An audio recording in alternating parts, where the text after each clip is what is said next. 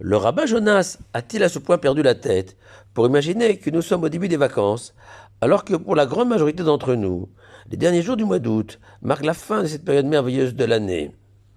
Non, le rabbin Jonas a tout simplement trouvé, dans notre paracha de Kitavo, des raisons d'espérer que la vie de tous les jours, avec des temps consacrés à la Torah et au mitzvot, peut procurer à chacun une sensation de bonheur, de bien-être, au moins égale à celle d'un vacancier. En effet, à l'époque où le temple de Jérusalem, dans toute sa splendeur, dominait la ville sainte, il existait une mitzvah de prélever 10% de la récolte de tous ses fruits, avec le devoir de consommer ces fruits, ces dîmes, maaser sheni en hébreu, uniquement dans la ville sainte. Or, de manière surprenante, la Torah interdit à l'endeuillé, déjà accablé, de manger cette dîme, ce maaser sheni. Étonnement renforcé par le fait que selon le Talmud, l'endeuillé pouvait, s'il était Cohen, manger de la terouma, cette dîme qui était offerte au Cohen par les enfants d'Israël et porteuse d'une sainteté, au point qu'il est interdit à un juif non Cohen de goûter à cette terouma, cette dîme du Cohen. En un mot, on a l'impression d'être face à un monde à l'envers, où le maaser sheni, sans sainteté particulière, est interdit à l'endeuillé, contrairement à la sainte terouma, qui, elle, était permise à un Cohen endeuillé. C'est le Sefer Achinour, cet ouvrage majeur du Moyen-Âge, dont l'auteur a préféré rester anonyme, qui va nous fournir la clé de l'énigme, en enseignant que le maaser sheni était synonyme de joie, celle de 3 fois par an, à l'occasion des 3 fêtes de pèlerinage, Pessah, Shavuot et Sukkot. Les Juifs voyageaient à Jérusalem, emportant avec eux ce maaser sheni, et retrouver la famille, les amis, et admirer la beauté de Jérusalem et de son temple. Dans un monde où ni la Grèce, ni l'Espagne, ni même les plages ou les montagnes françaises n'existaient, ce voyage était le bonheur de l'année. Les Juifs guettaient avec impatience ces moments uniques de l'année, de joie intense.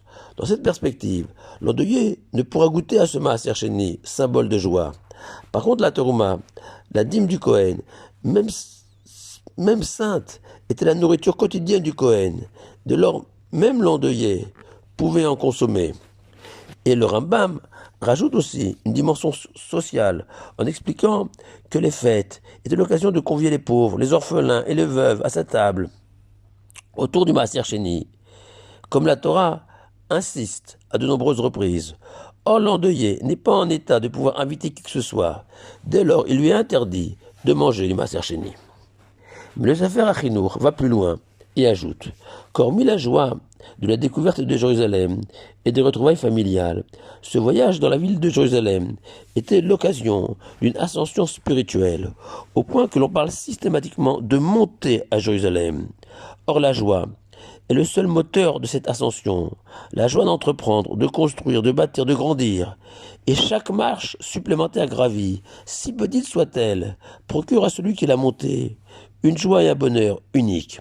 Et si l'on comprend que toute mitzvah, aussi petite soit-elle, est un pas en avant vers l'éternel, on réalisera que les hommes heureux sur terre sont ceux qui vivent au quotidien pleinement leur judaïsme, et que s'éduquer ou éduquer ses enfants signifie leur transmettre cette idée clé du judaïsme, qu'il n'y a pas de joie plus belle que celle d'accomplir une mitzvah. Et même si le monde actuel ne cesse de projeter l'image d'autres manières d'être heureux et de profiter de la vie, fondée essentiellement sur des plaisirs physiques et matériels, un juif doit savoir et surtout ressentir que la mitzvah est le vecteur principal de toutes les joies, et qu'au cœur de l'avalanche de malédictions que nous lirons ce Shabbat, figure cet unique reproche de ne pas avoir servi Dieu avec joie, car un judaïsme sans joie est semblable à un arbre sans sève, qui tôt ou tard finit par se dessécher.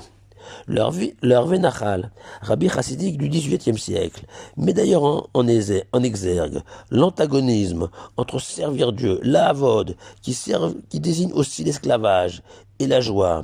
Comment la Torah peut nous demander de relever cet impossible défi? Et le rabbi s'appuie sur les paroles suivantes du roi David, que le cœur de ceux qui recherchent Dieu se réjouisse.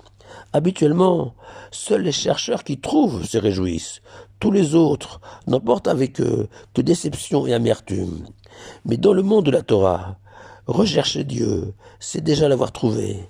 Avoir compris que la plus grande joie sur terre est d'avoir échappé quelques instants au monde limité et étriqué de la matière pour découvrir de nouvelles sensations que seule une mitzvah peut procurer.